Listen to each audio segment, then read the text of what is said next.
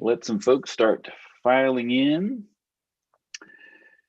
Michelle, you want to kick us off? Sure. Welcome, everybody, and thank you for joining us for another QB Power Hour. We're very glad to have you joining us today as we do another niche nuances or niche nuances, depending on where you're from. Nonprofit accounting with Megan Tarnow, and she's also brought a special guest, Leslie Johnson. You'll get a chance to meet both of those in a few minutes. Dan, you want to go ahead? Mm-hmm. My name is Michelle Long. I'm a CPA with an MBA in entrepreneurship, owner of Long for Success, trainer for Intuit for a number of years. Make sure you join us on that Facebook group. We can continue the discussion there. And in a little bit, you're going to find about Megan's group, a special nonprofit group as well. So we can continue the conversation there after the webinar today. Dan, go ahead. Yeah, my name is Dan DeLong, owner of Dan With. Wearing my nonprofit t-shirt today that I'm involved with, and oddly enough, I am not the treasurer. That's a first. But yeah, I worked at Intuit for about 18 years. Co-host with Michelle here. Also do a workshop Wednesday on our Facebook group for School of Bookkeeping, and the tech editor of QBO for Dummies. So let's go ahead and introduce Megan. I am Megan Janae Tarnow. I am founder and principal of the Mobius Group, which is a QuickBooks-centric consulting practice focused exclusively on nonprofits. I'm a member of the Intuit Trainer Network, a certified nonprofit finance professional, and a theater major. So like many nonprofit finance people, I fell into it and then grabbed on. And a fan of Michelle, so this is awesome to be here. And Leslie. Leslie Johnson. I'm the finance and managing director of Gray Wolf Press, which is a nonprofit book publisher based in Minneapolis, Minnesota. I have been there in a number of positions over the past dozen years, and I also, like Megan, hold a undergraduate degree in theater in English, and I have a master's in nonprofit management as well. Well, thank you both for joining us today. It's really an awesome experience to have both sides of the accounting equation here. And when we do this series of niche nuances, we actually did a nonprofit version a couple of years ago, and I think what happened was our video got lost. So I'm like, oh, we need to do it again, and we'll bring on Megan again. And what we're trying to do each time when we have a niche nuance is have someone from that who specializes in that accounting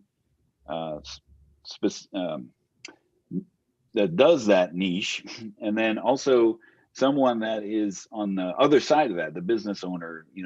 Those unique challenges that they see or may not even see, and how they're overcome within QuickBooks. So a little bit about the QB Power Hour webinar series. It's every other Tuesday at 12 noon Eastern. Coming up, we're going to be doing continuing our series on the QBO Advanced Features deep dive. We'll be talking about tasks and workflows. So we'll do a little workshop on that.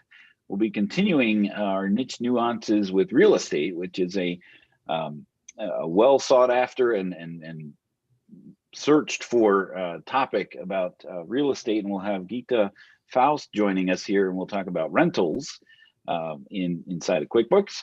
And we'll be bringing back Licio for part 2 in June. And you have the link there for the PDFs of the slides, recordings, and the podcast as well. And I'll put in the chat the place that you can see the landing page for today, so you can get the handouts directly from there, and some resources as well.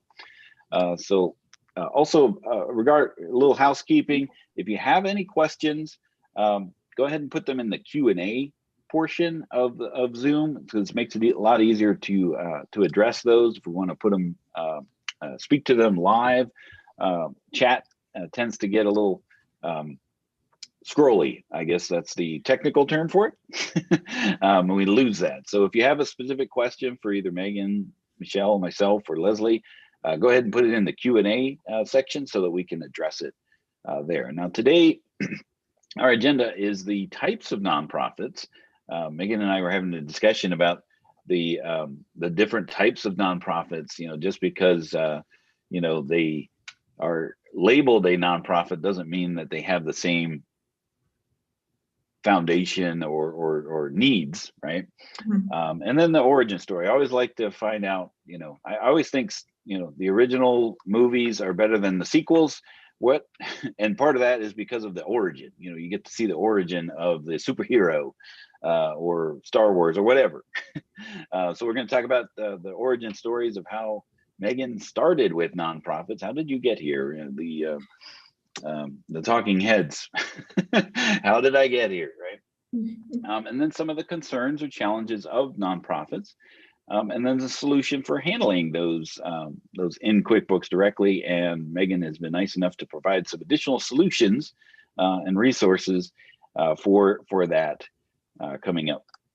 So let's start off with our first poll question. What version are you using? Are you using online, desktop, both? Or maybe you're just not even using QuickBooks, or you're using something else here. Okay.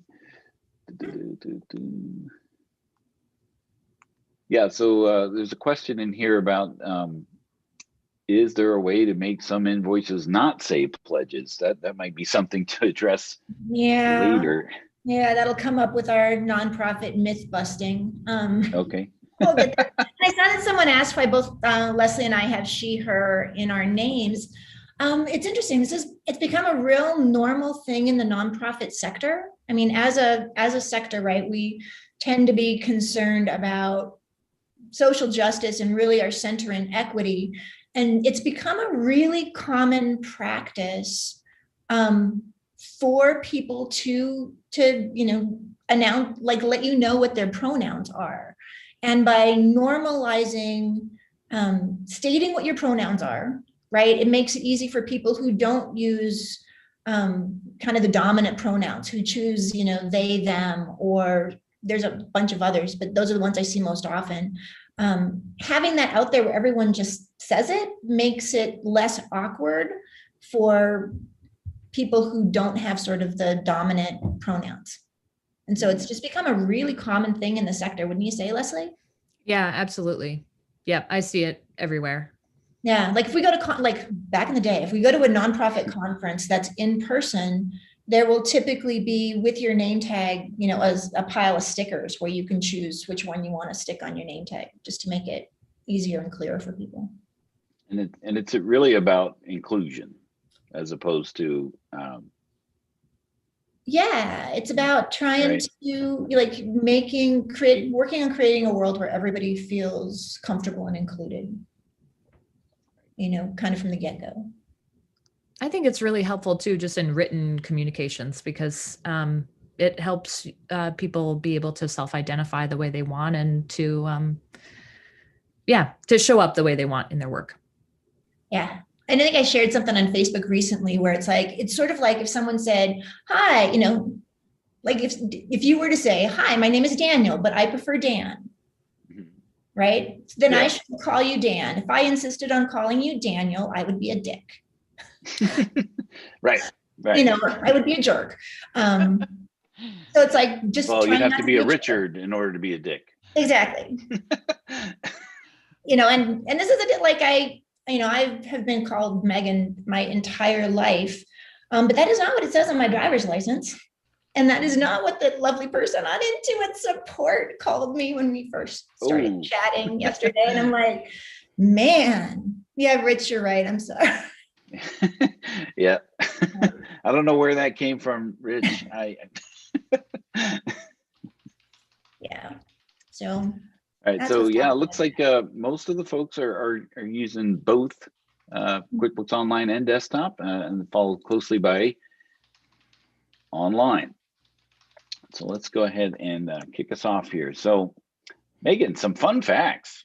Yeah, I just feel like there's a lot of things people don't know about nonprofits. And so there's some interesting things. So there are more than 10 million nonprofits and non-governmental organizations worldwide.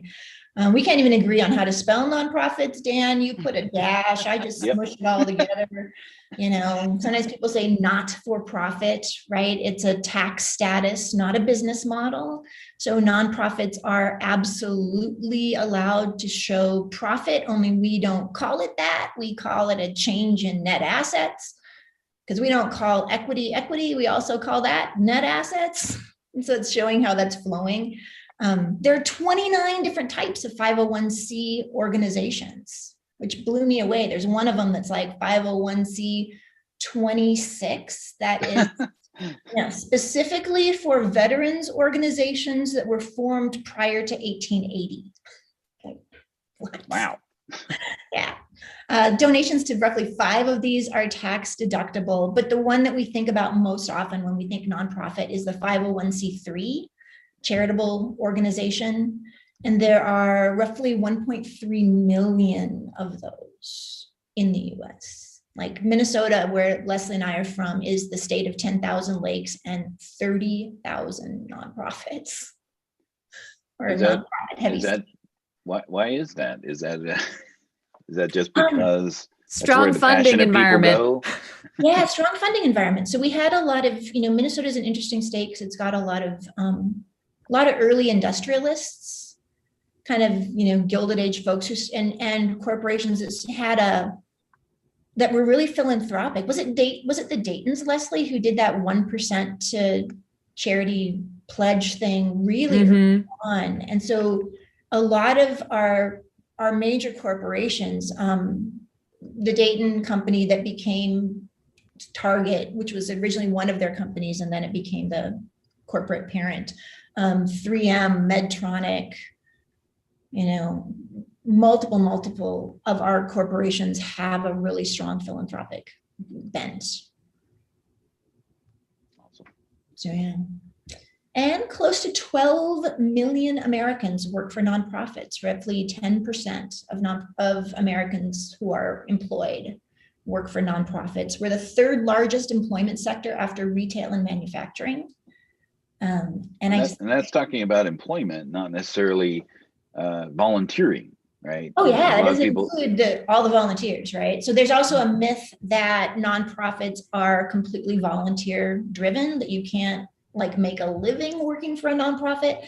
And while some of us would say that's true, really no, you can't be gainfully employed by nonprofits. And I just think that concept that if American nonprofits were a country, they would have the world's 5th largest economy. So it's a huge driver of the economy in the United States. Awesome. And continuing on the fun fact tour. There's more. But wait. But this is the issue someone had, right? And it drives me absolutely insane. There's that concept that all of our income is donated, right? If you tell QuickBooks that you're a nonprofit, it changes your invoices to pledges. And if you look at this, only 13% of our income comes from donations as a sector. 48% of it's earned. We have earned revenue. We send out invoices. So I haven't found a way around that. I just keep hitting the feedback button. Hopefully, eventually someone will listen to us. 33% of the income comes from the government, and 6% is investments and other sources. Now along that line about pledges and invoices inside of QuickBooks Online, that you can label it whatever you want, right? If you email it though, you have to have the word pledge in the subject line. They won't let you take it out. Oh, that is. You're so it just kind of makes us look dorky, right? I want to send you an invoice for your rent or whatever it is, right? Because we have as you can see, a lot of earned revenue, and then it has the word pledge on it, so it makes us look like we don't know what we're doing. Gotcha. Here's a question from Denise. Are social enterprises considered nonprofit? They can be. And I think it's super interesting because that is a growing part of the sector, where many, and again, nonprofits like to have control of our own destiny. It's, if anything, the pandemic has shown us having diversified income streams and the ability to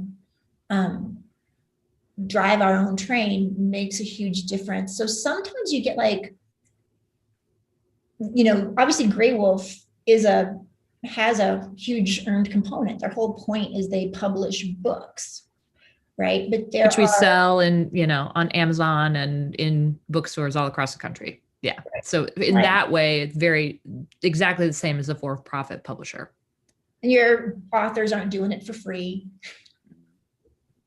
No, they aren't. I don't know. I wrote a book for a publisher and it might as well have been free for the cost per hour I got paid. It wasn't making me rich, that's for sure. But like so it sort of depends on how that social enterprise is related to your exempt mission. And sometimes it can really be baked in, like the sale of books is for Grey Wolf. For others, it's sort of a side thing. Like I've got a client that their nonprofit mission is to bring people together, like start conversations over food. And because they were really good at food, they started a sideline that was catering. And what happened is the catering just started to explode and was becoming much larger than the exempt part of their organization. And so they had to spin that off into a fully owned LLC in order to just like maintain their exempt status with the IRS. So it's an interesting area that a lot of nonprofits are kind of exploring. Now, so I mean, you have here the big three here: education, religion, and healthcare. Everybody thinks like, I made a joke about, I'm not the I'm not the treasurer of the nonprofit. And we were talking yesterday about like, getting experience, just volunteer as a nonprofit. They'll be glad to, let you play with their finances. But as we'll discuss, that's maybe not the best idea to get some experience in the nonprofit sector because of the nuances about that. And you could really go down a rabbit hole that you don't necessarily want to find a fishing yourself out of. Right. I mean, I think it's and it's an interesting kind of dichotomy, right? Because a lot of nonprofit finance people, this is true for me and for Leslie, are sort of accidental, right? We didn't train as accountants. We kind of fell into it in organizations that we probably joined because we were interested in the mission and then discovered we were good at the math part, but there's a lot of nuances to it, and it's complicated accounting. So you want to have mentors and be able to work under people to learn what you're doing. Well, and Megan, you even alluded to that earlier when you said some comment about the catering and how it was getting to be a certain percentage and it was jeopardizing their 501c3 status. Yeah. So having the knowledge of the industry information is very valuable. And that's where us as accounting professionals and the consultants can really help these nonprofits who, like you said, may have gotten into it for the mission and they don't know all those intricacies. And that's where we really can add a lot of value to help keep them in compliance and keep them out of trouble and things like that. Yeah, totally. I mean, I joke that like nobody starts a nonprofit because they want to keep the records. It's like they're all mission driven, and it's not necessarily even easy to know all the things you're supposed to be doing, right? And then we just had the biggest shift in nonprofit accounting in the last 25 years with the new sort of revenue recognition guidelines that took effect in 2020. So it's been huge. And can you provide the listeners with an update on what changed? How did it change? What's new? So there was a big change right when I got into nonprofit accounting back in the late 90s. FASB 116 and 117 that gave us, told us that we had to count contributions when they were promised. So that was a huge impact on organizations that got, say, multi-year grants, right? If I got a grant for $5 million over 5 years, I had to book that whole $5 million when it was promised to me. So there was like these huge swings, like this year I show a bunch of income, the next 4 years I don't, and trying to budget that and explain it. And then we went to, and I think before that, right, it's kind of before my time, so I'm not entirely sure, but I still run across it in files once in a while. People recorded that income as a liability, and they only shifted it over to the income statement when the restriction was met, right? So now it had to be on the income statement from the get-go. And then we had 3 net asset categories of unrestricted, temporarily restricted, and permanently restricted. So the changes that happened last year were, my understanding was to bring US GAAP more in line with IFRS, which is the accounting standards used around the rest of the world. And the tricky bit is all nonprofits are corporations, right? So the same changes that took place for corporate, and the concept was corporate accounting, but the trickle down effect was us in the nonprofit sector. And then we have that issue of, we have both earned and contributed revenue. So there's this whole crazy decision tree, right? And first thing you have to figure out is this a contribution, or is this what they call an exchange contract, like earned? And a big shift there was, historically, like we see 33% of nonprofit revenue comes from the government. Usually that's fee for service, and it's reimbursement contracts where we, maybe they give us a little bit of money up front, but then we have to do a thing and invoice them, and they send us, reimburse us for that. And historically, those had been treated as exchange contracts. And under the new guidance, they are conditional contributions. So we have to do something before we get the money, and there's a huge risk that we wouldn't get it. But it also that it's a grant, because the government itself is not getting the benefit of the money we're getting. It's public. And so is the contribution conditional or not? And then if it is not conditional, is it or is it not restricted? And so that was huge.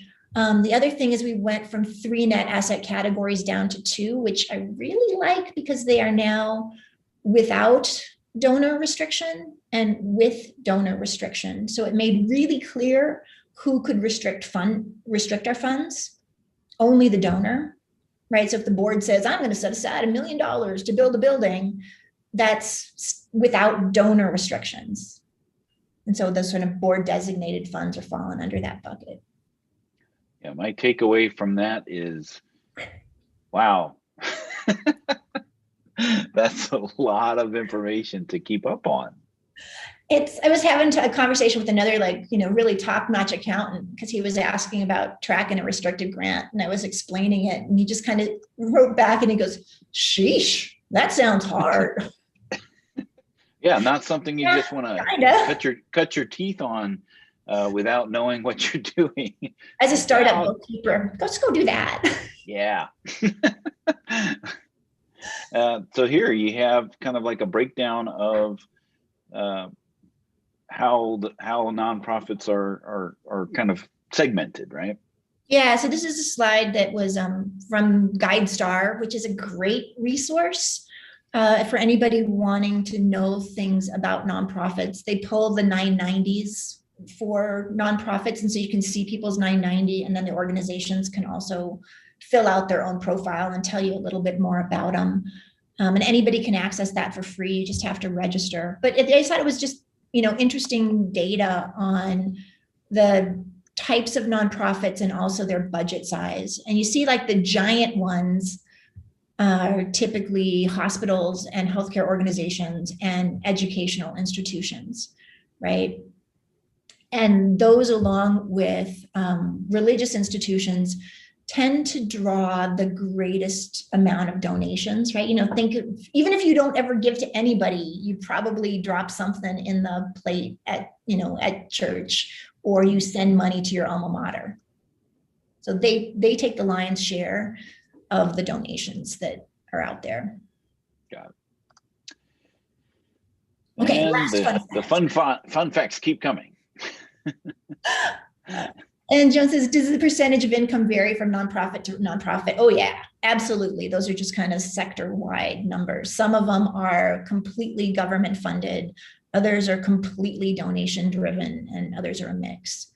Nonprofits under 50,000 can just file a postcard. And so I almost don't care what they do because nobody's really looking. And that's, true of churches as well, who don't have to file any sort of annual return.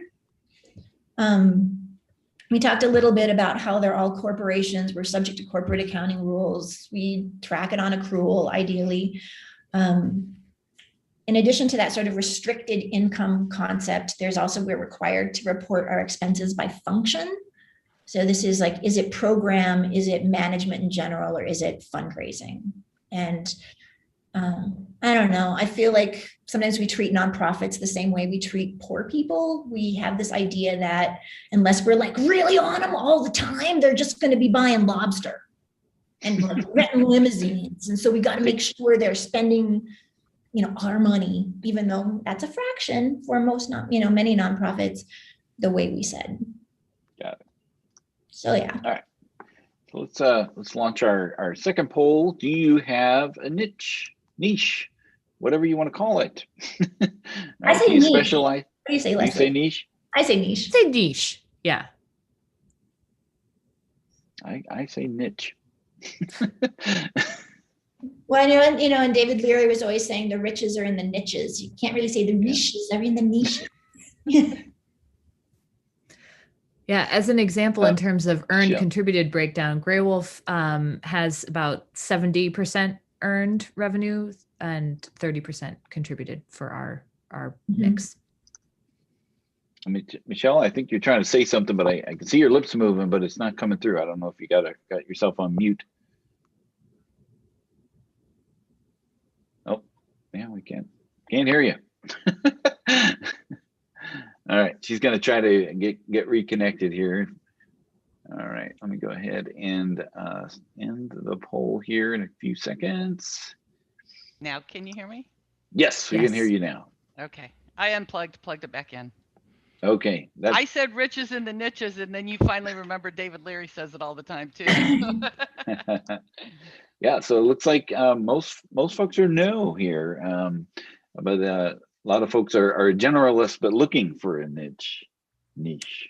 Well, I would say, if you're looking for something challenging and interesting, that's gonna like you fire on all cylinders, I think nonprofits are awesome. Like construction, it has job costing. There's actually a lot of similarities in the way we track things in nonprofits and the way we track them in construction, which I did briefly at the beginning. So obviously looking for all the good people to come over. All right, so let's talk with Leslie. Tell us a little about Grey Wolf Press. Yeah, so Grey Wolf Press is a nonprofit book publisher, and that probably sounds a bit strange, especially since we have a very similar model to a for-profit. But what makes us nonprofit is a consistent mission around publishing the types of books that are normally a little bit commercially challenged, like poetry, short stories, essays, books in translation. We tend to publish kind of like genre bending books that don't fit in a really clear spot at the bookstore. And we publish things because we think the writing is great and not because we think it will sell. But even given that, we do have books that sell. Our annual budget is a little over 5 million. We get the bulk of our revenue from those book sales, as well as sales of subsidiary rights. So when you acquire a book, you also acquire the rights to publish it in different territories and different formats, and you can sublicense those to other publishers in other countries or different format publishers. So we get some more earned revenue there. And then we have contributed revenue from government sources like the National Endowment for the Arts, our state arts board, and from institutions, grants from foundations, and from individuals. We have a staff of 19. We've really grown over the past 10 years, and 2 of us in finance. So I sort of oversee, and then we have someone doing more day-to-day accounts payable, accounts receivable. And we had previously been on QuickBooks for Mac, which Megan was like, that's just amazing. You were making that work. And when all this went down with the pandemic last year, we really needed a solution that was not desktop based. And QuickBooks Online really came forward. Yeah, Megan has some more things here about what does make us a typical nonprofit in terms of people like me falling into the finance side of things with the theater background, no formal accounting training, and doing a lot of things manually. We're very paper-based. I don't know, that's probably not a surprise to someone, given that we deal with paper books, but there's a lot of our systems that are very on paper. We don't have an endowment. A lot of larger nonprofits would have that, and investment streams therein. We do not. And we spend 85% of our expense is on producing the books, distributing the books, promoting the books, sending the authors on tour, that kind of thing. So let's talk a little bit about some of the challenges. Now this is specifically to Gray Wolf, Megan. This one is actually, but it's not untypical of the stuff that I see. And so in some ways, COVID has been really exciting as someone who has been a cloud accountant for 7 years, right? And trying to pull my sector kind of into the 21st century, because we, as a sector, we kind of have a, if it ain't broke, don't fix it attitude. And we tend to starve our infrastructure and our administration. So it's been really exciting to see organizations finally go, oh, perhaps we can work remotely. Perhaps we can move to the cloud. Perhaps we can do all these things that we weren't interested in doing before. So I see, like, a lot of this is specific to Gray Wolf, but I see similar things in a lot of the data files I look at. So what I want to talk through some of these challenges. I'm gonna kick it to you, Leslie. What do you feel like the some of the big challenges were for you guys in, like, what, in addition to it being desktop based, there were other issues with that data file, right? Yes, for sure. I think you're absolutely right. If it's not broken, don't fix it. And we had been, using the same chart accounts since the 90s, basically. And just whenever we had a new type of expense, we just added a new account for it, even if it was really a flavor of a previous type of thing. So yes, the chart of accounts was definitely full of stuff and very much in need of a refresh. I think what was great about working with Megan on the converting that and moving us over into QuickBooks Online was that she really brought in the best practices in terms of having expense accounts be natural categories, classes, or functions. And I was also able to push back in certain areas and say, well, author tours are not maybe a natural category, but they are for us, and they represent, $100,000 a year. And so we really need to see those broken out separately or not, or whatever. I loved the opportunity to work with Megan to kind of brainstorm how to use the file and all of its different ways of categorizing things, which is a lot more than the desktop version. So, in addition to accounts and classes, we've got tags, we've got custom fields, we've got, the ability to do these different kinds of reports. And I think we really made use of all that stuff. And so I have a question for you all. So it sounds like you probably did a conversion from QuickBooks Mac to QuickBooks Online, but Megan, I think some of the accountants out here would like to know, it sounds to me like, based on what Leslie's saying, you didn't actually convert from Mac to online. You started a new company and you changed the structure of the accounts and the classes and stuff. Can you kind of talk a little, Megan, about kind of that thought process? Just because you can convert from Mac to online doesn't always mean you should convert. to online. So Yeah. can you kind of go through that a little bit? A little. I mean, I really feel that the structure of like deciding how you're going to structure your data file is really partially an accounting thing, right? But it's really a strategic planning conversation where you need to figure out who are all the stakeholders in the data, and nonprofits have a lot of stakeholders.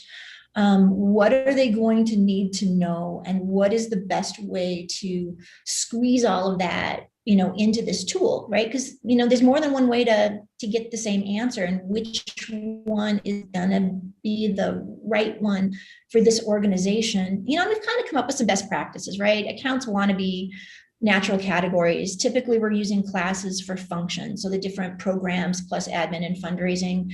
But then we've got a lot of extra stuff, right? We've got products and services, we've got tags, custom fields, customer, you know, projects.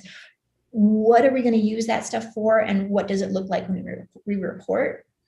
And I find in a lot of, not, you know, probably data files in general, but nonprofit files for sure, nobody had that conversation up front, right? Especially in a file that's been around for a while.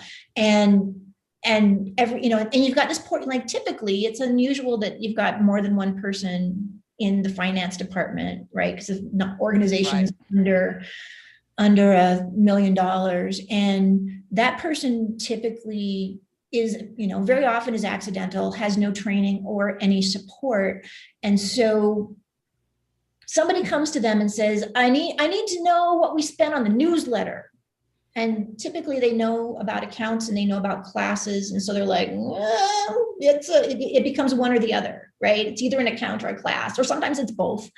And so we stopped and we had those conversations with Leslie, and we took their existing chart of accounts and class and the things that they were tracking, and we did a crosswalk. We like mapped it to where it was going to be in the new system. And then we started fresh with the amounts on their balance sheet on the last day of their previous fiscal year. And then we went forward. And you know, sometimes people will bring in a year's worth of data just to have comparables, but. Right. And as a tip to people, in the advanced certification training materials in the last module, I believe, on complex conversions, it talks about how to put in all those beginning balances and open transactions when you're starting fresh in QuickBooks Online. So thank you for sharing some of the thought process and details on that, because I think that's helpful to people. Yeah. Yeah, and like the slide that we're showing here, you guys are using all the things that are in QuickBooks, and one thing that's not even here is budgets. I mean, that's something that a lot of nonprofits is really important. Is the budgeting function, but you know, making that line in the sand, like, okay, here's where we're at, and here's where we want to go. This data is maybe not going to get us there. Let's use this as a point, you know, a turning point to be able to redo something that where we want to get to, right? Yeah, and it's awesome in QuickBooks Online that we can do multiple budgets, right? Even for the same time period. So sometimes people will do like, here's the budget we think we're going with, but here's our worst case scenario. Here's our best case scenario. Or I think somebody said in the, you know, in the Q&A something about, you know, grant budgets. Yeah, you can make a separate budget just for that grant and have multiples there as well. And Leslie, I got a question for you. So from the client perspective, change is never easy. Change is always disruptive. Change is challenging, especially change in the middle of a pandemic, when I imagine all your traditional revenue sources and fundraising, all that, everything was just disrupted. So from your perspective of this conversion, you know, what was it like on your end? What was it like for you trying to ask the board to approve the money to do the conversion in, you know, some of your administrative and kind of behind the scenes things? Can you kind of talk about it from your perspective? Yeah, I mean, I think we're really lucky to have board members who are really interested in Grey Wolf's longevity, and in investing in Grey Wolf. And I think it's easy to make the case that investing in the accounting function is investing in your ability to do your mission. At least we have conditioned our board members to respond positively to that. So yes, it was disruptive. It was disruptive, and I foolishly chose to do it at the tail end of our fiscal year. So we have a calendar fiscal year, and we kind of went in to make this big change like in October. So then I needed to bring in all of the previous month's activities in order to be able to produce, all of our financials that we were going to need for auditing purposes, because nonprofits of our size are audited every year, and that's another fun thing. So it was disruptive for sure, but it was great to have a chance. I mean, it was totally worth it. I would do it again. I just love the way our stuff looks in QuickBooks Online. I love what the kinds of reports that we can produce now. A really big hurdle for us was figuring out how to deal with the book titles, because we have 500 book titles, and a lot of our specific restricted grants are for a set of titles. It's to help promote these 6. So we really need to have the ability to track expenses by book title, which is not a natural category. It's not really a functional category. It's this other thing, and there's so many of them. So we worked with Megan to develop basically the customer list to use them that way, which has been a great solution and really ups our reporting game. And I think the board has really seen that. They've really responded to the fact that we can produce better information for them. And what about just navigating in QuickBooks and working in QuickBooks? Did you find that easy or challenging going from QuickBooks Mac desktop to QuickBooks Online? This is the different interface and how you do things. It is different. It is different. I like it. I think it looks and is easier to navigate. There's certainly some really nice perks. There's nothing like the bank feed in QuickBooks for Mac, and that has revolutionized my world to the point where we were having like some difficulty with one of our bank feeds about a month ago, and I was like, right, I guess we got to leave this bank if it's not going to work. we can't do this. So it's only been like 6 months since we did the conversion. So already I'm a total believer in QuickBooks Online. Not a plant. Absolutely not a plant. And then as far as the type of, the flavor version, there's 4 different versions of QuickBooks Online. Some of the things that you mentioned with, the requirements, at least Plus is the version to be in for a nonprofit for just a few of those things, budgeting, classes, those types of things as well. But you really like advanced on there's top of no that, reason right? for a nonprofit not to go with advanced, because you can get it for a significant discount through Techsoup, which is a great online resource with discounted software, especially for nonprofits. I didn't even consider doing anything other than advanced.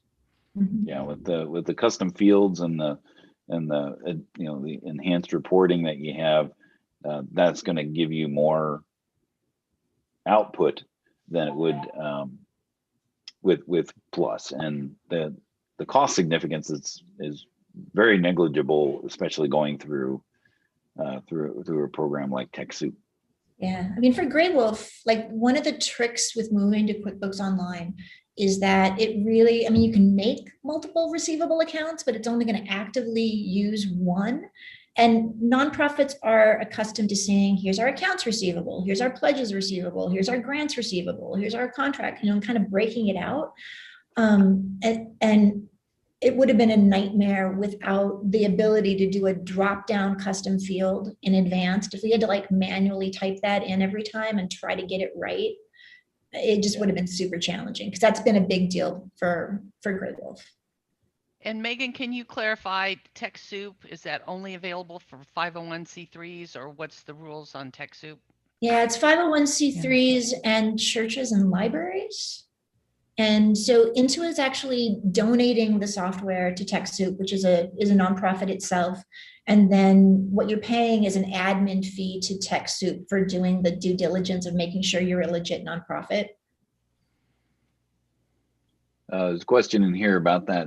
If they already have purchased Advance, can they change their subscription that way, or how does that work? Kinda. So if you've purchased Advanced Retail, here's what I've done. There's a couple different ways, and it comes up periodically. The way I've done it is, with Advanced, you get what used to be Chronobooks, that backup and restore. Right. So use that to back up your existing retail subscription and then copy it into the subscription for Techsoup and then cancel your retail subscription. Yeah, so the short answer is no, you can't change your existing subscription, but yes, you can get your data into the new subscription. Although if you have a plus subscription through Techsoup, you can upgrade right in product and just pay the new amount next year. Right. I also wanted to make sure we got to that tags question, because I've really enjoyed the ability to use tags in QuickBooks Online Advanced. We use them to tag like donations from our board and national council, which we need to report regularly. So it allows us to be able to have, you've got a customer who is this like specific person. You've got a product service, which shows like what kind of donation they gave to a special event or this, membership program or just an annual fund gift, campaign gift.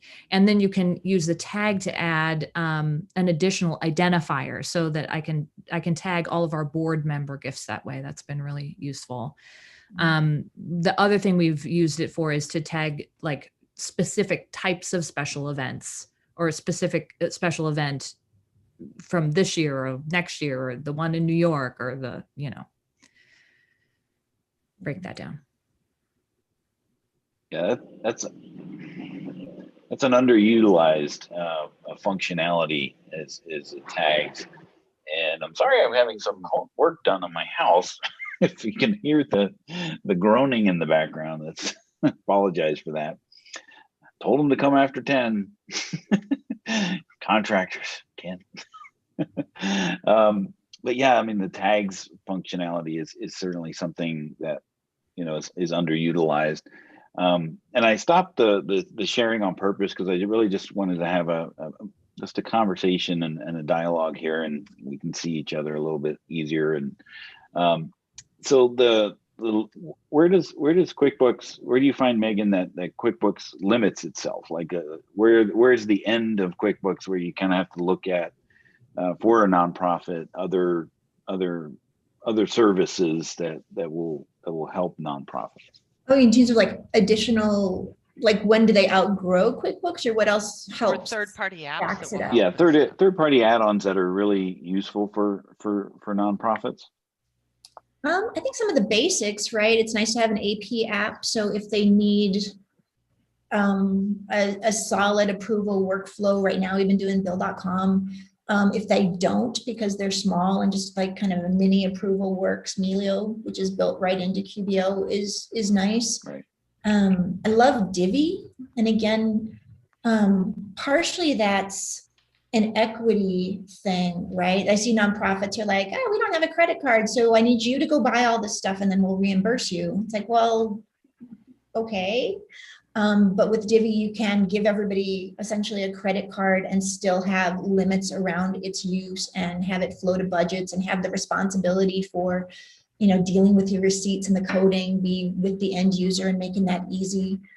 Most nonprofits are going to have a CRM. I mean, I don't know. What do you guys use, Leslie, for that? That's what I was going to say is any nonprofit you work with is probably going to need to have a separate standalone donor database, a donor CRM, to track more details about the donations from each person and to show the connections between donors and what events they went to. There's like a lot of extra information that nonprofits want to track around donors. So a big part of our move to QBO was how is the reconciliation process going to work? Because every month we need to reconcile what's in our donor database with what's within QuickBooks. And we, so some of our like different flavors of products and services, different types of donations has come about in order to make that process easier because we're tracking all that detail in our donor database. Yeah. And so does your CRM not integrate with QuickBooks, Leslie?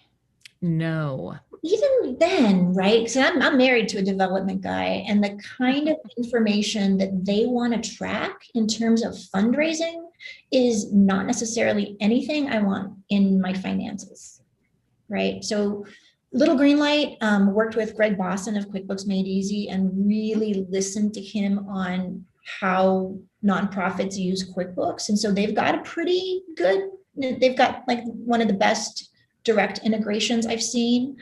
But for a lot of us, we're pulling that data into an Excel or into a CSV. We're kind of spinning it, we're analyzing it, we're deciding how we want that in the general ledger, and then using a tool.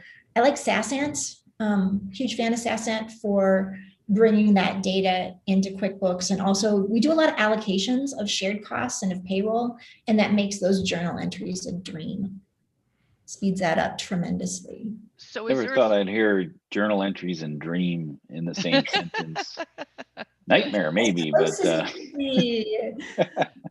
so a couple of specific questions. For small nonprofit under 100,000, what would you recommend for a CRM?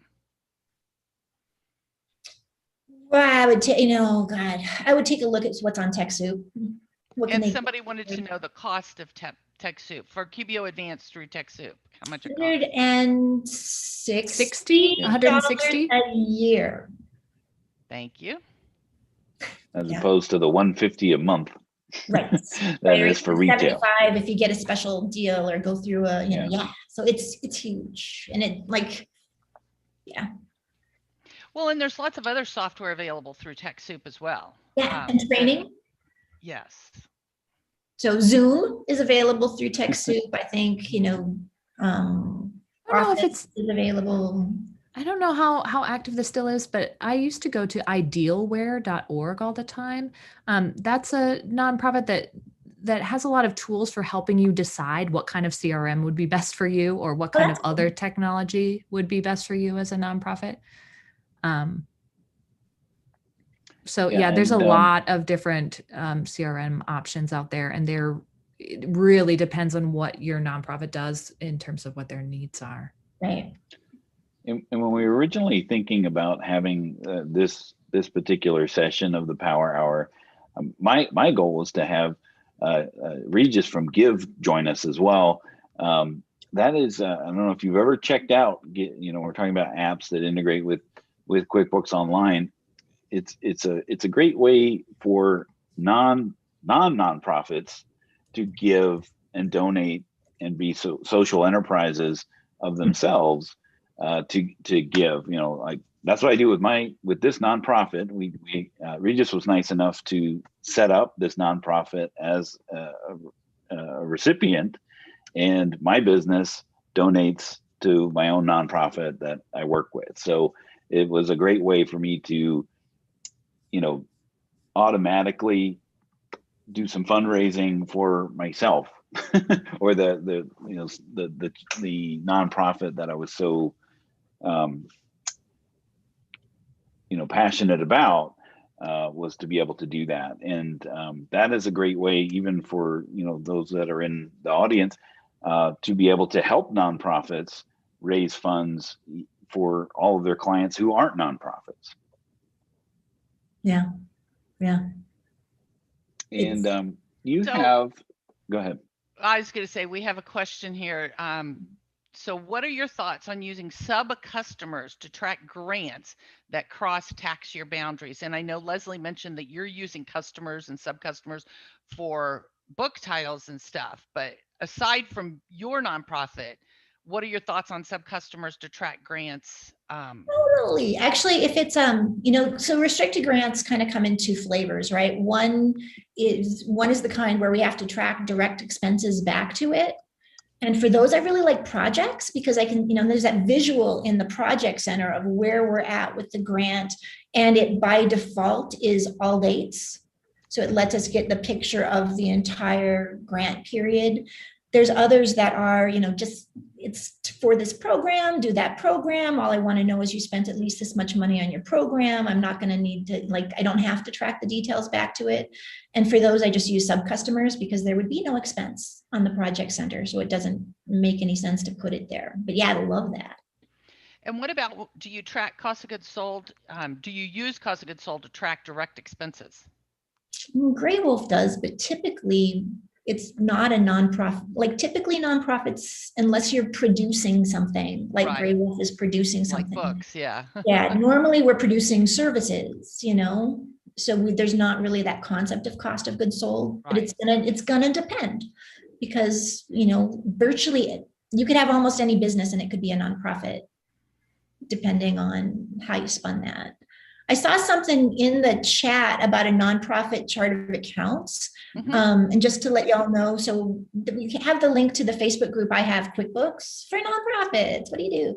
And the data files set up, including chart of accounts, classes, products and services, tags that I start with is available in the group files there. Awesome. And I put in some of the links that you. So I should really be thinking about that. But right now it's just available for free in the files. And I put a lot of the resources that are in the handouts, which you can get on the Power Hour landing page for this episode.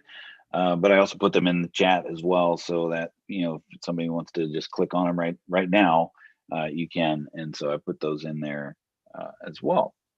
Can I answer Kathy's question, Dan? Do we have time? Yeah. She told her we would. So Kathy asked in the Q&A, I find that being the accountant for a nonprofit comes into question every time the board of directors change. Do you have them sign a contract retaining your services? I hear about that issue. It has every once in a while, right? I have, because nonprofits are funky, right? In theory, the decision makers are the board, and boards should have term limits. So those people are rotating off every 3 to 6 years, and you get new people who have to understand your value. And if they're volunteer driven or don't have a strong finance team, then you're interacting with the treasurer and really having to communicate with them. Sometimes they have a nonprofit finance background. Very often they don't. I've had folks come in and go, I don't really like the way these reports present. I would like the things that are on the left on the right, because that just makes more sense to me. I'm like, okay. If you're willing to pay for that, I guess we can make that happen. And so that can be an issue, right? But I think but we have people sign annual contracts. I've had clients that I've had now for 15 years. I've gone through, multiple changes of the board, and I'm on my 4th executive director, where we become their institutional memory. I try not to take that personally, right? Because their job as a board, one of their duties as a board member is the duty of care and ensuring that the nonprofits' resources are used, all of their resources, right? Their money, their people, their time are used wisely in support of the mission. And so I try to see that conversation with new board members as really them just doing their due diligence. And if I can, have that conversation with them openly, it's very, very rarely been an issue. And again, like with any client, right? If they don't see the value in what you're doing, it's always going to be too expensive. And then it needs to work for everybody. So if it doesn't, they need to find somebody else, and we wish them well and help them with the transition. Yeah, that's one of the things that I've realized from just having, conversations with you, Megan, is that, nonprofits are really no different than any other business. That just because they have that nonprofit, attached to them doesn't, just like we were saying earlier, it's just they are there to make money. It's not just the fact that they're move the mission forward, right? I mean, really, one of the Yeah. differences in a nonprofit is that any income, net income of that business does not translate to any individual. Yeah. Right? It's like the elimination of private endowment, but that doesn't mean the staff can't be reasonably paid, right? It just Right. means that no one person takes the profits and goes home. It goes back out to benefit the community. And Leslie, any last minute thoughts, comments, suggestions, tips for accounting professionals that want to work with people like yourself in the nonprofit area? Any ideas? Yeah, I mean, just that nonprofits, just like any other place, have people who are excited to learn, who are excited to try something new, who do want, tools and systems that will give them good information. So, just because we might not have an accounting degree doesn't mean we aren't excited to work with you. Super. Well, I tell you, we just got a great comment here. This has been excellent. Thank you, Megan and Leslie. So everybody is appreciative of your time and energies, and this has been very helpful, I think. Any last minute comments from anybody? Awkward pause. It's all quiet. I was checking the chat to hope. I was like kind of looking to the audience and folks that have been around to see if they had any last minute comments. Or Well, Karen said she got some great tips for her church that can also be used for my retail clients. So that's awesome. So, and again, Dan put the links to some of those resources and the Facebook group and stuff. So if this is definitely an area you want to get more involved in, definitely join the Facebook group. And Leslie, thank you so much for sharing your time to come to speak to all these accountants and bookkeepers about your experience and everything. And Megan, of course, we always appreciate you coming too. So thank you both. Blast. Thanks for having me. Thank you. All right. So next time we'll be talking about a little deeper dive into the tasks and workflows. So we'll hope you join us in a couple weeks for that. Who knows what will be in the background for me, but it won't be this house. So we'll be we'll continue my journey as far as where I will be, and we'll hopefully see you next time on the QB Power.